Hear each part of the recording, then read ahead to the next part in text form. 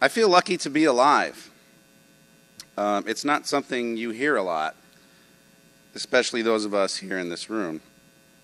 We're not near miss lucky, though there are days when it is quite literally true. We're lucky because we are graced by God to be Americans in these times. I grew up during the height of the Cold War and came to adulthood just as the Berlin Wall came down, so I feel pretty lucky. I had a front row, paid staff, swing state Ohio seats for 2 presidential elections, the election and re-election of a president, and for 3 elections of a British Prime Minister. I lived and worked for 2 years in the former Soviet republics, lucky enough to see firsthand the challenges which democracy faces from a post-Soviet dictatorship. As you can see, I'm from Cleveland, a Rust Belt city in endless decline. Not a very lucky place, especially if you're a sports fan. Cleveland is accurately named by ESPN the most tortured sports city in America. And that was before LeBron James kicked us all in the gut. By the way, the video was made before he left, as you can tell from the snow going up. The prospect, though, of simply watching LeBron play basketball on television 2 or 3 times a week, a brief breath to live, to cheer, to escape from the challenges of a life on the edge of survival, when lucky to be alive applied to me quite literally. I'll always be thankful for that tiny piece of luck. We've witnessed a moment in American history our founders could not even have imagined: the election of a black man to the White House. Whether you support Barack Obama or never will, he has taken an awesome burden onto his shoulders, which cannot be accurately judged until historians whose parents are not even born today write their history books. So we are lucky to be alive. But we live in an America groaning under the weight of 30 years of free market purism, now in full bloom, where the only measure of value is a cost-benefit analysis of profit.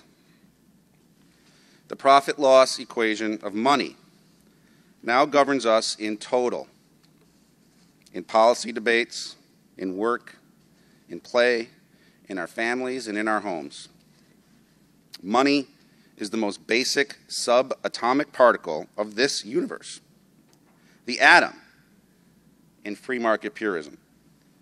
In the resulting moral vacuum, these atoms gather and accumulate the way atoms form to create matter.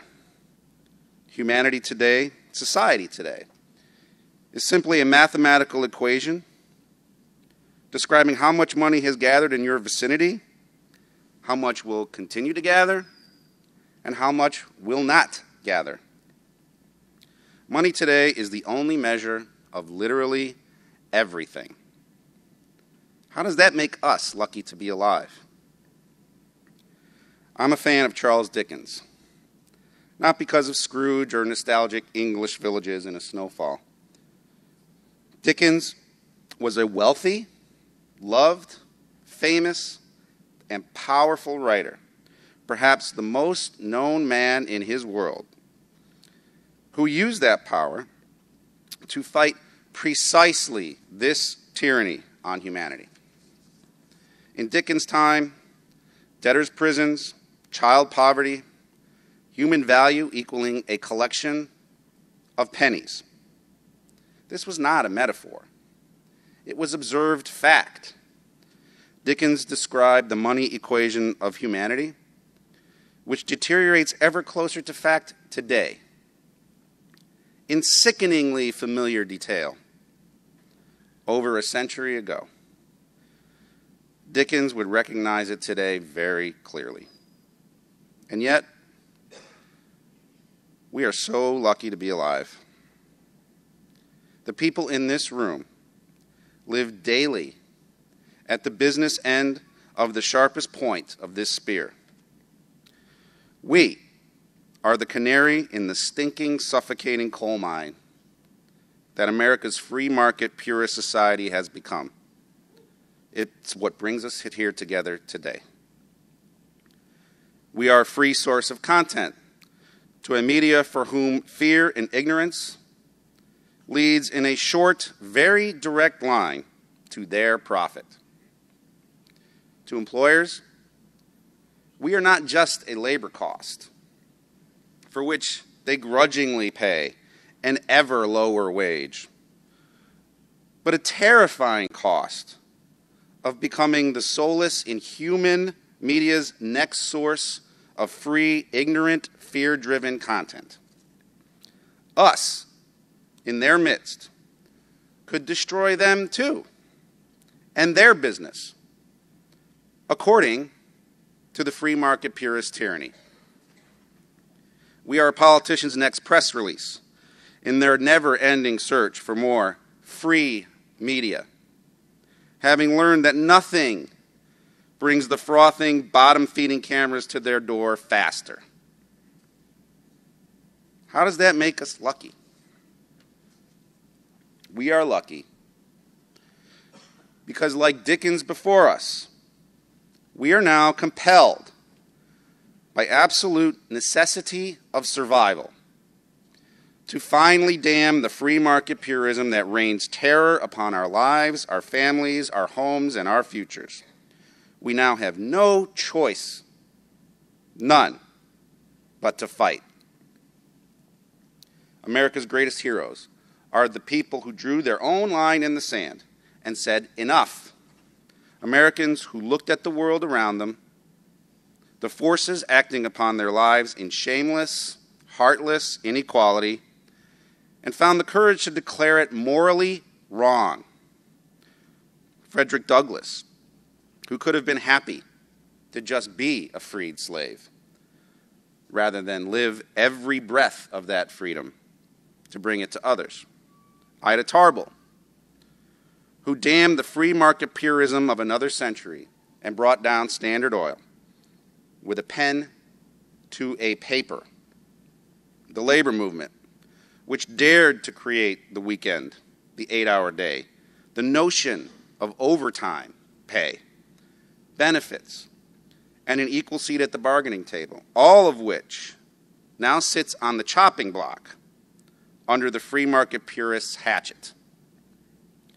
The marchers, the freedom riders, Dr. King, who stared down the gun barrels and pipe bombs into the gaping maw of a vicious hate with nonviolence and changed the world.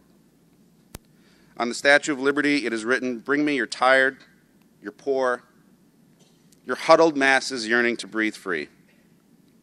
In Matthew 25, the Lord asks what you did for the least of these. We are the least of these. We are tired. We are poor. We are yearning to breathe free. And finally, we're going to fight back. That's why we are so lucky to be alive today. So how did I fight? I ran for public office. I know your hopelessness. I've lived it. Desperate people often do desperate things. Mine was the decision to file in June 2010 as a candidate for the Democratic nomination to represent the 7th Cuyahoga County Council District. Cuyahoga County government, where Cleveland sits, had been in the grips of an all-consuming corruption scandal, touching nearly all of the most powerful offices. Last names that had been synonymous with political power in Cleveland for decades were suddenly dirt, including my last name, Russo. An elected Russo has been in government in Cleveland for nearly 100 years. I actually have a third cousin who sits on the bench.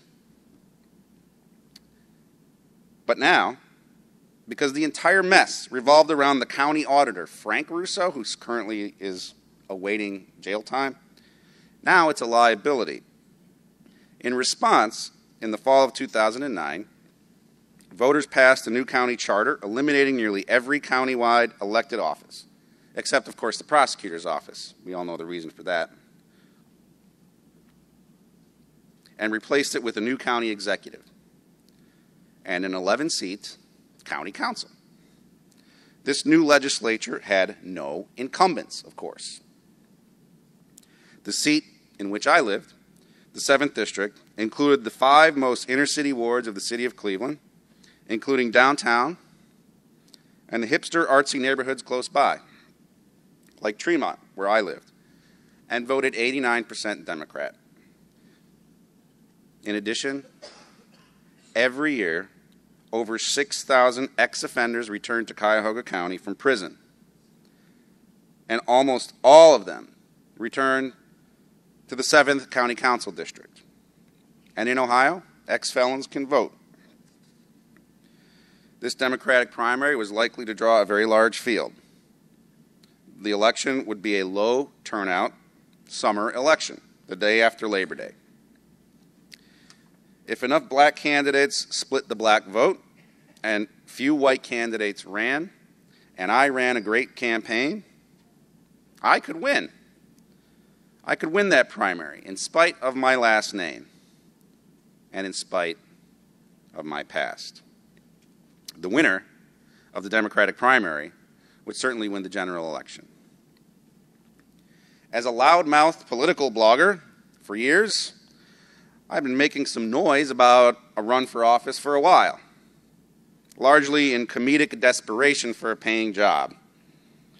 When this seat was created, though, something happened. I felt I had to do it. There was never any doubt. It was the first thing I thought about in the morning when I woke up, and it was the last thing I thought about when I went to bed. So I put on my old political consultant hat, and after I ran the numbers, it was clear I had a shot. A real shot. So real a shot, others started to notice too. My very first campaign meeting was held not alone in my room with some friends, but at a high-end boutique cocktail bar called the Velvet Tango Room, where they make handmade cocktails that cost $12 a piece minimum. The space donated by the owner, a longtime fan of my blog, who bought everyone a free drink. The campaign wasn't just me. It became we from the very first moment. When we looked closer at the map, which we're going to do here in a little bit, 3 precincts jumped out. The highest turnout precincts by far, sometimes by a factor of 2, double the turnout, the average turnout, were clustered together where I just happened to have grown up.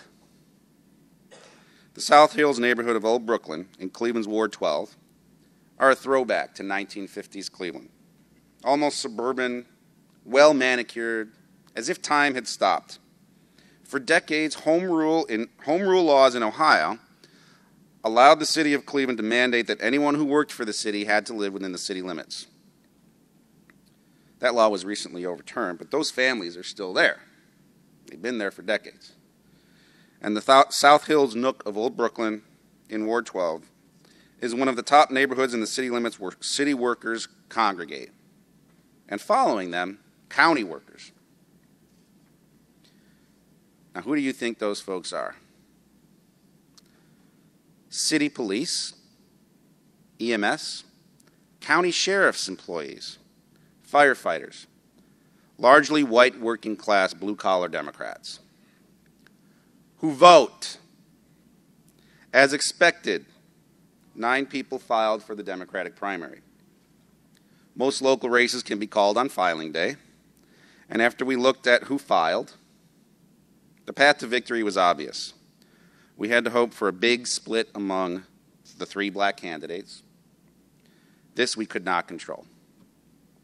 What we could control, we had to win by a serious margin those 3 high turnout precincts in the South Hills nook of Old Brooklyn in Ward 12, where I grew up. 3 high turnout precincts, filled with cops. Lucky to be alive. Let's go to the PowerPoint, please. That's my yard sign. As a political consultant, you cannot stand candidates who obsess over yard signs.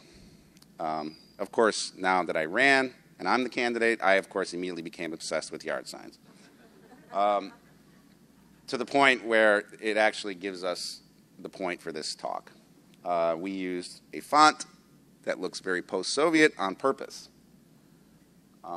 Next slide, please. That's what was on my palm card. It was taken in the winter with the city skyline behind me, and I ran on transparency. Now, why would I run on transparency? Why would that be my message? First of all, we just had that corruption scandal. Transparency was what everybody was talking about. I have a sex felony conviction. No one has to be more transparent in their life than someone who has a sex felony conviction, and that's what I decided to run on. That's the map of the district. That is Cuyahoga County Council District 7. As you can see, it's kind of hard to see. The 5 wards are there. The upper left corner against the lake, that's downtown. It goes out along the lake to the more African-American neighborhoods, and as it goes south, it goes into Ward 12, which is the whiter area of the district. You can imagine that this seat led to a fight among the sitting city council people who represented the wards within the county council district. They all wanted their person to be in. Next slide. That's Ward 12. Ward 12 is the Slavic Village, Old Brooklyn seat in the city of Cleveland City Council. The councilman there is Tony Brancatelli. You may want to remember that name. Brancatelli represents Ward 12 now for about 4 or 5 years. He was appointed to the seat. He had never earned a single vote for the seat before he was appointed to it. He got reelected in a very, very tight battle, but was reelected. Actually elected. He was never elected before. He was retained, as they say. But Brancatelli represents Ward 12 in the city of Cleveland City Council. That little nook of Old Brooklyn is the bottom portion on the left, precinct O, N, and M. Those 3 precincts are the precincts with that blue turnout out of the water. Next slide, please. That's one of my little walking maps of Ward 12. I think that's precinct M. It's the South Hills neighborhood. Now, why do I show you all this? This was the epicenter of what I'm sure you're all wondering, well, when did that come out? This is where it all started to happen. Next slide, please.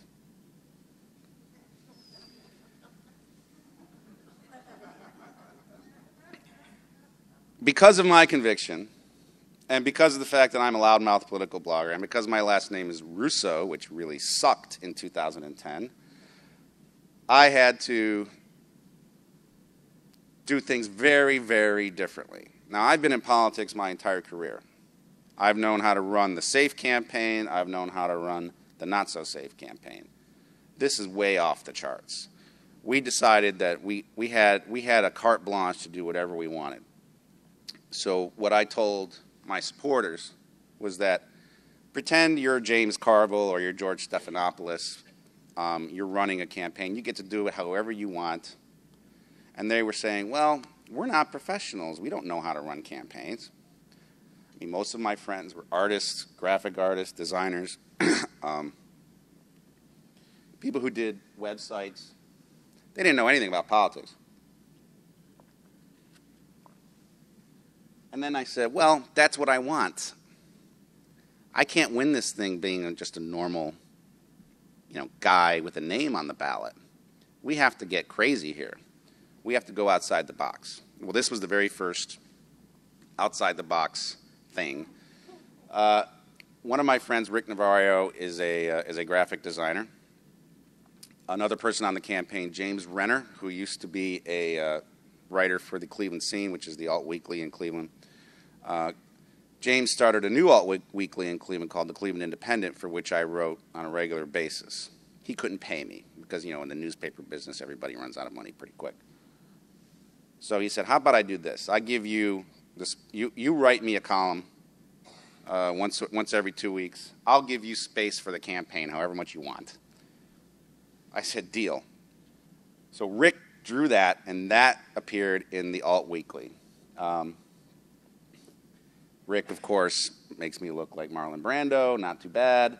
Over there it says not related. Not related became the calling card of the entire campaign. I'll make them an offer they can't refuse. And this just continued getting greater and greater. If you can't read it, it says, I am saying, don't piss down my back and tell me it's raining.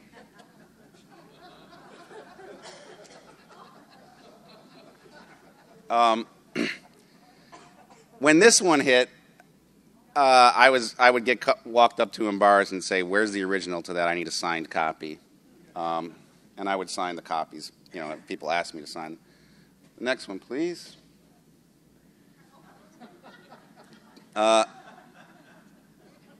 The ever popular, it beats circling Uranus looking for Klingons. Now, Rick would send me these things, and trust me, these are not the most ridiculous drafts. I have an inbox full of really just, I said to Rick, I am running for office, okay? I understand that we're trying to be outside the box here, but I cannot say the F word in the newspaper in my ad where it says paid for by friends of Tim Russo. So this is not the worst of it. Next one, please.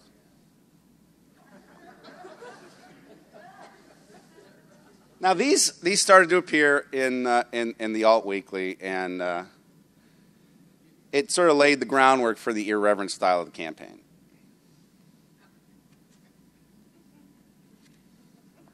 Next one. What comments did you get to all those? They loved it. Everyone loved it. Because the first thing people said to me was, your last name is Russo, how are you going to win? And believe it or not, the last name was more of a liability than my criminal record. And we'll talk about that. That is what I saw every single day. I was looking at the ground, walking around, knocking on doors. We ran a grassroots campaign. I knocked on doors every single day for the entire summer, and it was about 90 degrees on average every day. That's last summer. I don't know if you remember last summer. It was really hot. And I used to just take pictures of old bricks, because as I'm walking along in these old neighborhoods, I mean, these are the inner city neighborhoods of Cleveland. They're the oldest neighborhoods. So I would look for really cool looking bricks. And that one says Cleveland Block, 1909. So what we ended up doing was knocking on doors, sometimes just me, most of the time just me, weekend lit drops with other people. Next one. Now, who do you think looks more nervous in that picture? It's me. Because that is Jennifer Brunner. Who knows who Jennifer Brunner is? Jennifer Brunner was the Secretary of State of the state of Ohio. She ran for Senate last year, lost in the primary, and decided not to keep her seat. So she's out of office. I think she's preparing a run for governor of Ohio in 2016. Or no, I'm sorry, 2014. But at the time, she was a sitting Secretary of State, one of the most popular Democrats in the entire state, one of the most powerful Democrats in the entire state. She came to my fundraiser at the Velvet Tango Room. I returned to the Velvet Tango Room, and I asked her if she would come to the fundraiser, and of course she gave me the standard political answer. I can't really be on the host committee because I'm the Secretary of State. I can't be seen to be raising money for other candidates. However, I will attend. This should tell you something. The Secretary of State of the state of Ohio is standing there next to me at my fundraiser. And I'm the one who's nervous. Next one, please. Obviously,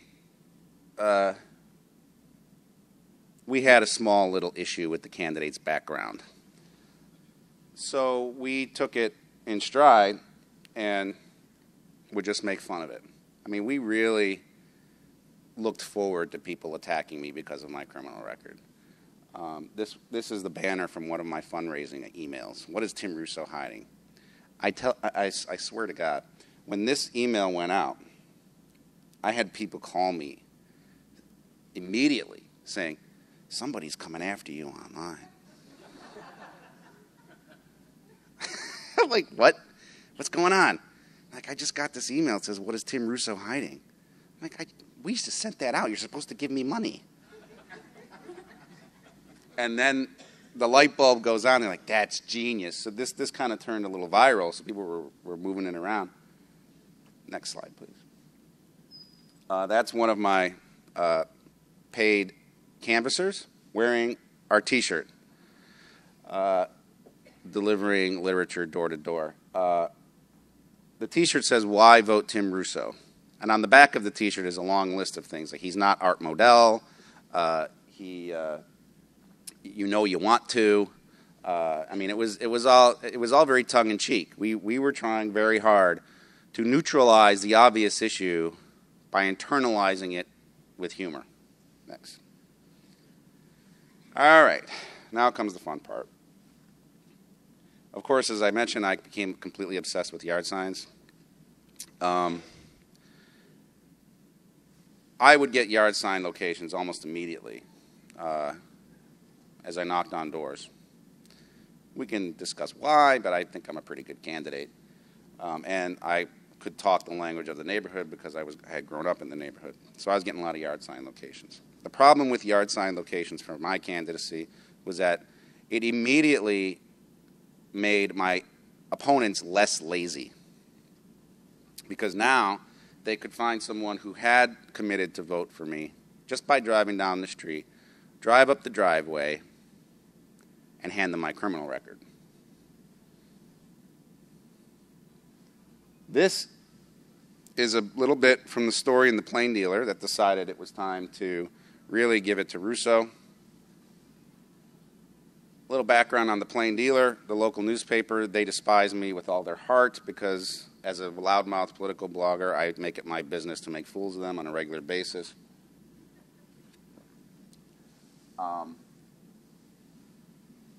The only time they ever covered my race or my candidacy was to bring up my conviction. In fact, when I sat in the editorial board meeting for the endorsement in the primary, it's so funny. They mentioned all how qualified all the candidates were for the seat. They never once mentioned my name in the endorsement that they gave to one of my opponents who didn't win anyway. They couldn't stop themselves. I mean, the local newspaper simply could not stop themselves. In fact, this is the very first time that the chat transcripts between me and a fake 13-year-old FBI agent were posted online. And when that happened, this was about mid-May, my opponents had all the stuff they ever wanted, okay? So when the yard signs started to go up, they would go door to door and hand them the chat transcripts. Largely, what they would do is leave it in the mailbox anonymously. They wouldn't even bother to knock on the door. I started to pay attention to this because I started to see yard signs go down. So I would drive around and I would see yard signs going down, and I knew what was going on. but I really wanted to find out who was doing it.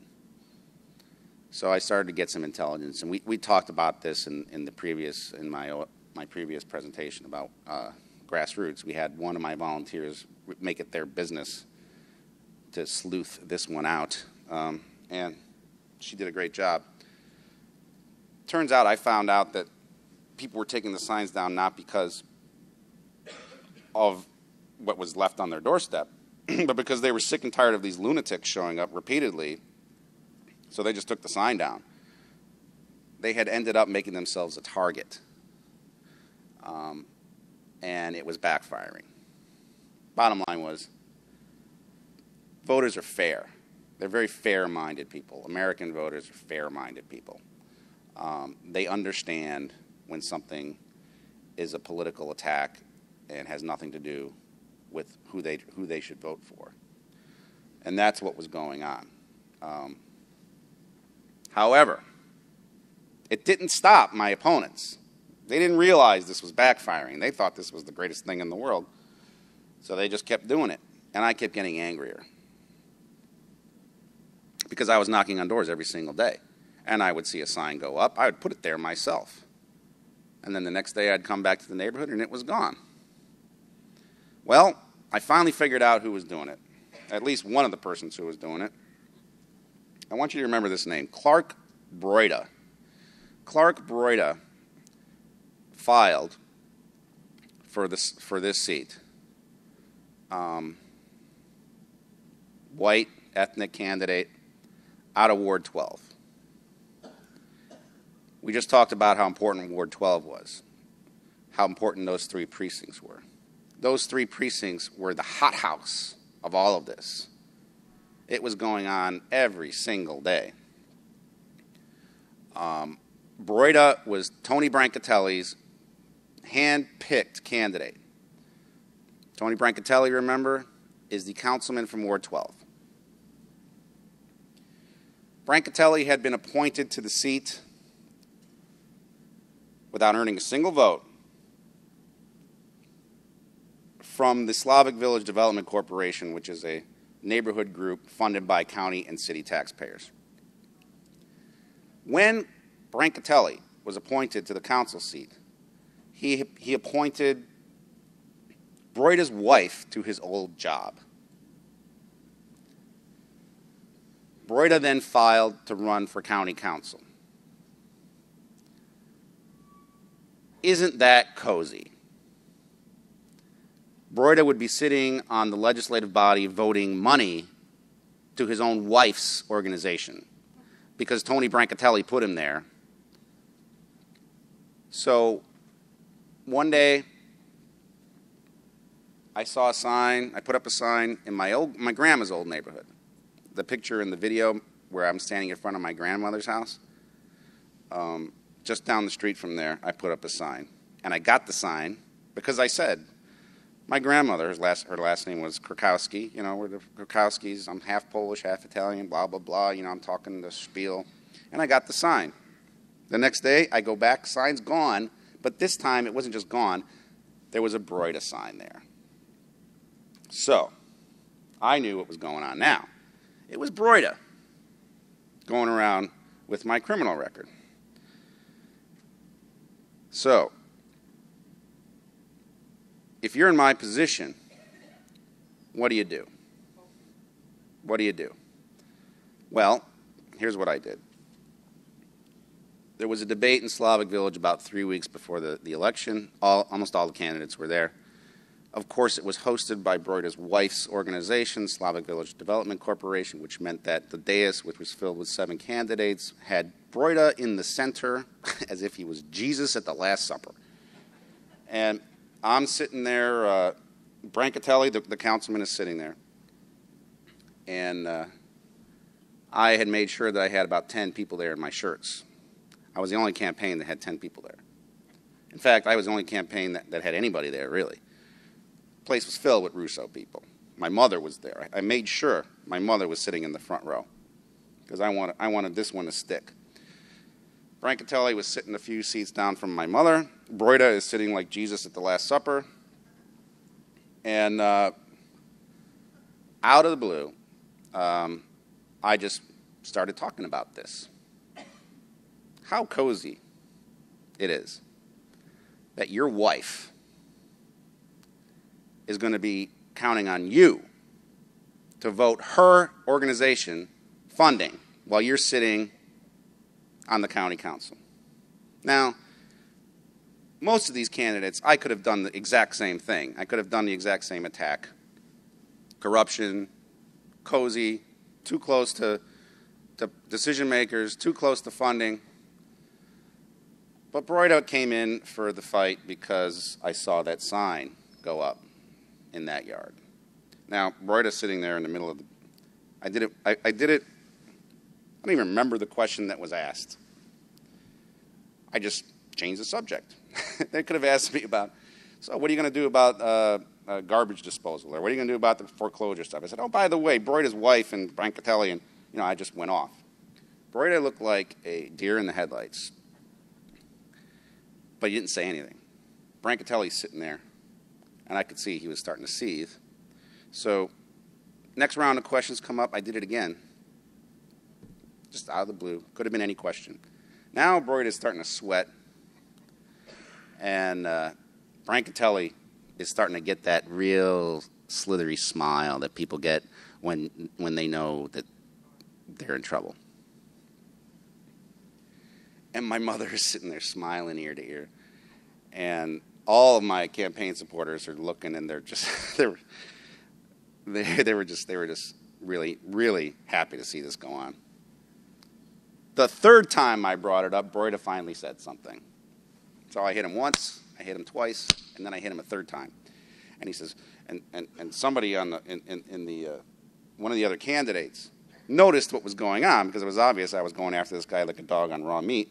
And I don't understand why you're bringing up Clark's wife. And Broida immediately goes, because she's the head of the Slavic Village Development Corporation, and he's making some inference that I'm going to be corrupt. And then I said, yeah, that's the inference I'm making.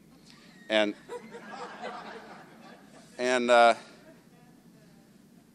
so Broida's wife is in the room, and at the end of the debate, I walked up to both of them, and they're standing there in the corner like deer in the headlights. And I walked up to Broida, and I put out my hand to shake his hand. I said, hey, Clark, and he wouldn't shake my hand. He just looked at me with rage. And I said, Clark, you asked for it, and now you're going to get it. And then I walked out. The next morning, I wrote a blog post on my campaign blog detailing all of that. Wife, Brancatelli, Broida, we called it Broidatelli now. We put it all together. We called it Clark Broidatelli. That night, we sent out about 700 robocalls with the exact same message to likely Democratic voters in Ward 12 with my voice. I'm the one who recorded it. I insisted on recording it myself. Then we printed up a piece for Ward 12 specifically, for that neighborhood specifically. That bottom one is the piece.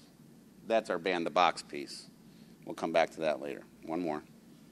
That's the piece. When did old Brooklyn change its name to New Slavic Village? Like you, I never got the memo. And we started to mail that. So now I came after Broida 3 times in public at a debate. I wrote a blog post, which I emailed around to all the media. I sent out a robocall, and then I started sending this out by mail. Then, if you go back one, we did that. That's the piece on the other side is all about Broida, his wife, Brancatelli. They're all going to get this nice little cozy taxpayer-funded mafia. I mean, it was basic. I mean, it's basically organized corruption. And we dropped it, and I made sure my face was on that. My campaign consultant said, do you want your face on this? Because it's a hit piece. Normally, you don't put your name and your face on a piece that you're going to just rip somebody's guts out with. I said, no, I want my name on it, and I want my face on it, and I want to be the one handing it out, and I want my voice I want my voice to be the one on the robocall, And if we do radio, I want to do that. And if we do TV, I want to be the one. I mean, the bottom line here was, I was going to make him pay for doing what he knew was wrong. Morally wrong. He knew what he was doing was wrong. All of my opponents were doing the exact same thing. The only way I could pin it on this guy was because I saw it myself. That's fighting back. Let's keep going. Now Election Day comes. There's one of my signs. This is the Corey United Methodist Church. This is a church where Martin Luther King spoke. It's a polling place. Election Day comes. We lost. But we kind of knew we would lose because the black vote didn't split enough, and there were too many white candidates. The results were Yvonne Conwell, about 2,100 votes. So she is now the county councilwoman. Michael Nelson, who the plain dealer endorsed, came in second with about 1,200 votes. In third was James Levin, who's another one I could have gone after with this exact same line of attack. If I'd had more money, I would have. He got 742 votes. James Levin is his mother's name is on a building at Cleveland State University. He's very wealthy. Comes from a very wealthy family. Very, landed gentry. Cleveland had 742 votes. I had 730. I came 12 votes behind James Levin, who was the top white vote getter, and I have a sex felony. Now you ask, where did Clark Broida end up? Remember those 3 precincts. That's Broida's home ward. It's Brancatelli's ward that he represents in the city of Cleveland. Broida came 200 votes behind me, a guy with a sex felony conviction. And in those 3 precincts that I had to win, those high turnout precincts, I won every single one. I won all 3 precincts. I was the top vote getter in all 3 of those precincts. It backfires. That's what you have to remember. These kinds of attacks, if you fight back on them, it works.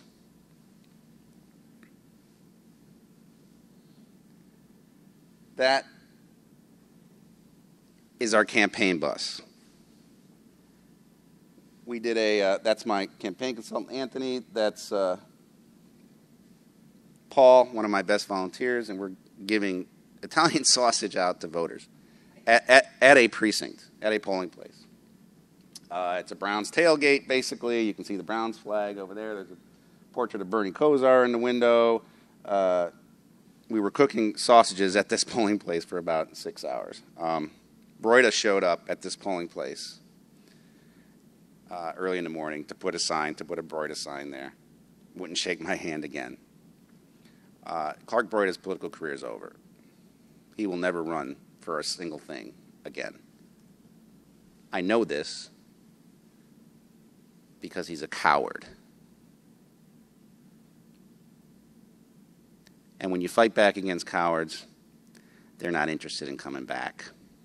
Brancatelli, the sitting councilman, is terrified that I will run against him when he runs for re-election, because those 3 precincts are the highest turnout precincts in the entire ward, and I won every one of them.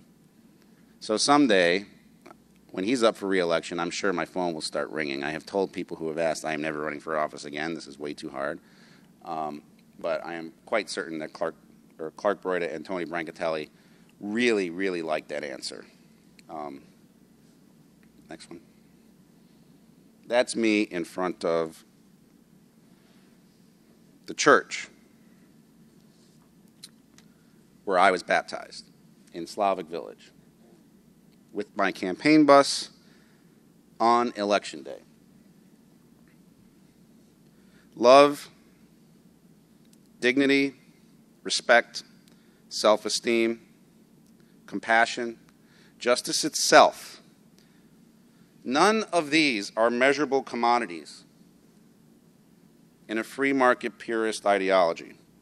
They are a cost with no benefit in either dollars or cents. Their absence leaves a seething maggot pit on which the parasites of a vindictive, vengeful, merciless ignorance endlessly feed. It is the fundamental flaw in free market purism, just as it was the fundamental flaw in communism. But these things combine to form humanity itself. And therefore, you have to seize it. And it is you who must seize it, because no one will do it for you. You cannot take my dignity, for I shall have it. You cannot take my humanity, for I have earned it. You cannot take my name because it costs you money, or because it is on some registry, or because it embarrasses you, or because you send nameless, faceless, anonymous cowards to smear it door to door. My mother gave me my name. It is who she called from her womb, what she wrote in frosting on my birthday cake, whose tears she dried. My name is the word my mother says after she says, I love you. My name is priceless. It is who I am, and I will keep it. Today, we are called by the greatest tradition of American history to stand up for the right against the profoundly wrong. And when we do so, there is no mountain high enough, no valley low enough that can withstand the march of justice. We may fight alone now, but not for long. For behind us waits an entire nation for someone, anyone, to declare human dignity is not a cost to be born, an equation forever equaling zero, but the supreme value of our inheritance, and you should ignore it at your peril. Yes, we are lucky to be alive today, for it falls to us to say we have seen the promised land after years in an empty desert. Whatsoever you do to the least of these, you do it to your Savior. We are lucky to be alive, to be the vanguard, to know the full measure of the moral bankruptcy of an ideology which never stops taking. We are lucky to be those for whom there is no choice, none, but to fight. Thank you.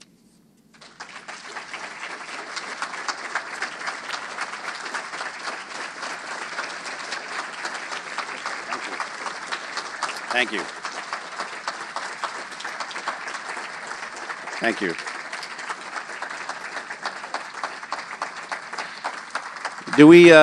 Thank you. Do we have time for questions?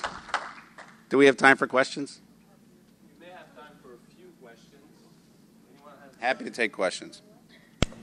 Yeah, I guess you guys can just... I have a question. Yes, sir. Can you send me a copy of that closing? I think it's going to be on the internet, is it not? Are we going to, is this video available on the internet? I think that's the plan. That's the plan. Blogger Interrupted is my old blog where I decided to search engine optimize my name. I talked about this a little bit last night. How many of you know what search engine optimization is? Okay, you need to explain this to all of your friends. When you write on the internet using your real name, and you write enough of it, and you put your name in the post, and you tag it, and maybe you use it in the headline, and it's always the byline, when someone Googles your name, they will come up with whatever you want them to see. But you have to do it enough.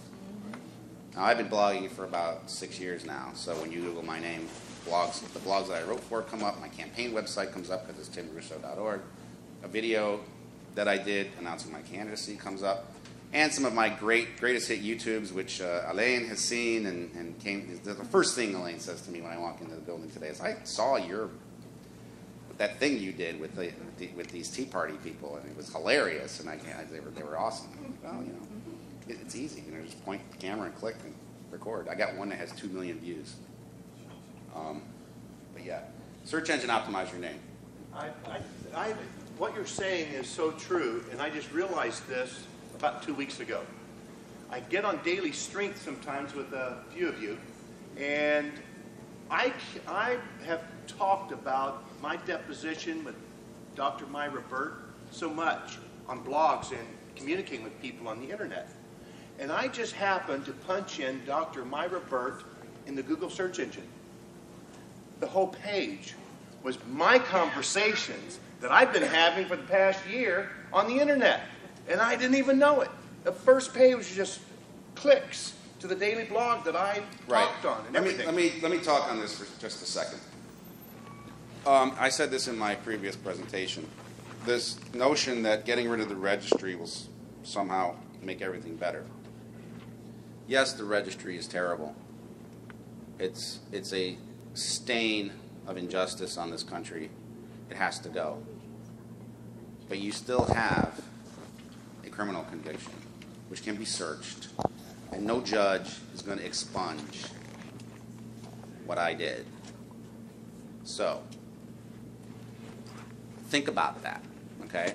Your battle is not necessarily with the law, although I can't imagine what you guys go through. I don't have to be on the registry.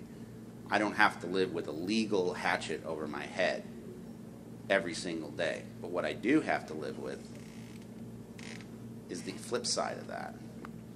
The same stuff that you guys are afraid of, that you're afraid to have your picture on television, you're afraid to have your name in the paper, you're afraid to have your employer find out. I have gone through that gauntlet on a regular basis for 9 years. It's okay. It's not that hard. It sucks. I mean, I'm not gonna lie to you. It sucks to have the Plain Dealer, your local paper, print a chat transcript from your arrest. Okay, that sucks. I still won those 3 precincts. And Tony Brancatelli still fears the fact that I'm going to run against him in Ward 12. And Clark Broida's political career is still over. You have to exact a cost for this behavior. And it has to be you that exacts the cost, because no one else will do it for you. And until you do exact the cost for that behavior, it's going to keep happening. And I'm not kidding myself. I'm still going to be at the mercy of a lot of this stuff going forward. People still write crap about me on the internet all day long. You know, I mean, my name pops up on a blog somewhere, and the very first comment is going to be what a monster that dude is. You know, I don't care anymore. You have to get to the point where you don't care anymore, where it doesn't matter to you what some lunatic sitting there hitting refresh on the newspaper website to see who responds to his ridiculous, idiotic comment. He's wasting his time and you're wasting your time by waiting for something else to happen. Go out there and do something.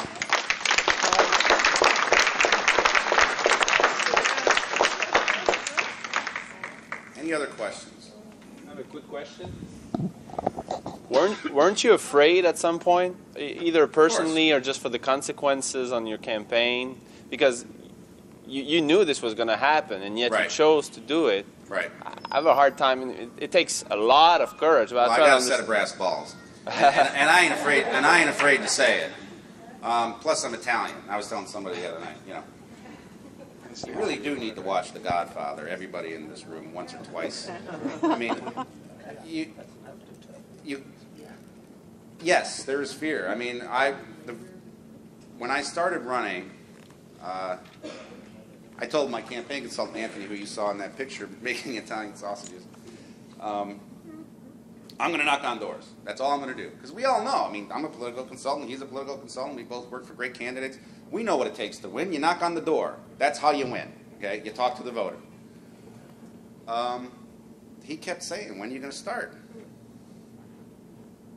When are you going to start? February, March went by, April went by. I told him, I'm starting on Memorial Day and not a minute sooner. he was like, why? I said, look, Anthony, this is tough. Okay? I'm going to go and knock on doors, completely cold, by myself, in a neighborhood full of cops. This is going to be hard, so give me some time. So I took a lot of time to get myself ready for it, and I made it. This was actually a useful tool, is to set a date. You know, this is the day that this is happening. That was a long way off. I mean, I was waiting and waiting, and I was kind of chomping at the bit to get out there, but then I was like, well, let's not rush this. You know, yeah. I mean, there is fear. You have to overcome it, but it's not something. I mean, if you live with fear, this kind of fear on a daily basis, it's corrosive. It keeps you from being human, and you really have to just get over it. One of the things that I tell people all the time is, if you can't forgive yourself for what you did, then why is somebody else supposed to forgive you? If you can't walk up to somebody and tell them you're beyond what you did, you can't expect them to get beyond what you did either. That's the equation that I had to decide to do this. I mean, you can't do this if you're still beating yourself up over it. It's not possible. Yes? Clarification. If you're not on a sex offender registry, I mean, you or anybody else, do you still have to follow the rules about parks and No. so forth? No. Only registry people. Okay. I wasn't. When Senate Bill 10 came out, which Amy Boer talked about, I paid very close attention because it was retroactive. It was ex post facto. You know, I'm thinking there's got to be a way they're going to nab me in this. And I called my lawyer. I said, look, what's the deal? And he said, the reason, I mean, this is why I'm not on the list. I mean, I said this in the other session, but I'll repeat it here. The people who write these laws are complete morons, okay? Let's just get that straight. They're idiots, okay? So the idiot who wrote the law that I was charged under forgot to classify the crime that I had committed as a sexually oriented offense. You believe that? They forgot to put that in the law. So my lawyer looks at this and he's like, because I made it a point, if I have to register, I'm going to trial. I'm not making a plea deal. Because this is, I mean, what I did is so de minimis. It happened once. There was nobody involved. It was this FBI agent pretending to be some 13-year-old. You know, I am not going to be on a registry, period. So he went and dug into it, and he was like, you know, I don't think you have to be, because these idiots wrote the law wrong. And it didn't take them long to figure out that the law was written poorly, because then they amended it, of course. Somebody figured out that, wait a minute, we just created a sex offense that isn't called a sex offense. And now it's in the law, and they fixed that. But that's why I don't have to be. But when Senate Bill 10 came out, I was expecting that to retroactively change all of that, but it didn't. Any other questions? I want to say thank you all for inviting me here. Thank you.